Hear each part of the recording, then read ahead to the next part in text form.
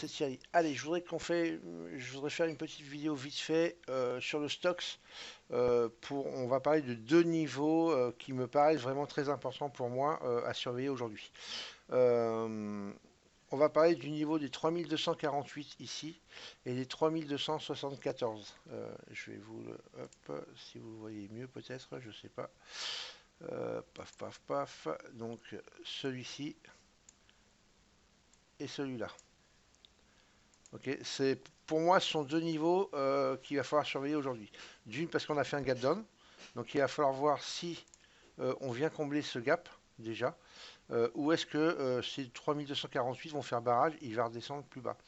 À contrario, si jamais on vient combler le gap, est-ce qu'après, une fois qu'on va revenir dessus, est-ce qu'il va servir de support ou pas pour pouvoir chercher le niveau au-dessus. En tout cas, ces deux niveaux-là vont être importants. Pourquoi?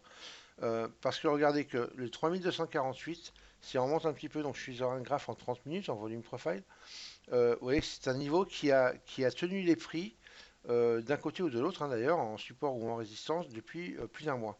Depuis un mois et demi, même presque 2 mois d'ailleurs maintenant. Un mois, en tout cas un gros mois et demi. Regardez, ici il a fait, ici il a tenu, ici il a tenu. Là donc on n'est pas descendu. Ici il a tenu, ici il a tenu, ici il a tenu. Hein, regardez, ici il a tenu, ici il a tenu, hein, et c'est souvent au tick près, en tout cas très proche. Donc voilà, c'est un gros niveau pour moi, les 3248 et à surveiller. Et si jamais on montait au niveau du dessus, comme on a fait là, ce sont les 3274. Regardez, ici on a tenu les prix, ici on a tenu les prix. Là, ils ont servi de l'autre côté, donc support ou résistance d'un côté ou de l'autre. Tac, tac, tac, ici, ici, ici. Ici aussi, là, ça a tenu là, toujours. Et si on parle de notion de boîte, hein, parce que moi j'aime bien travailler, même si je le fais un peu moins en ce moment, parce que je le mets vraiment bien sur le DAX, je sais pas ce que je suis en train de faire là. Voilà.